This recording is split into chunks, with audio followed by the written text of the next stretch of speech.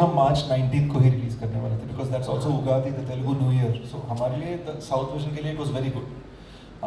But क्योंकि हमें ठीक तरह के शोकेसिंग नहीं मिल रही थी because of my friend Aditya's phenomenal Dhurandhar, we thought we should find the right showcasing.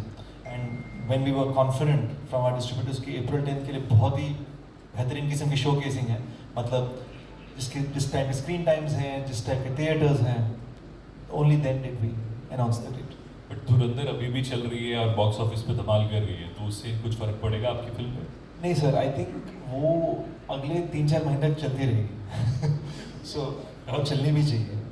And I feel like it's also like IPL ना. मतलब these things are phenomenons जो पूरे कल्चर और zeitgeist को इन्फ्लुएंस करते हैं. So I feel like, and I said this at the teaser launch as well, I feel like there's room for different kinds of cinema. And मैं चाहता हूँ कि जिनको भी धुरंधर की टिकट ना मिले वो जल्दी जल्दी डकैती करने आ जाए.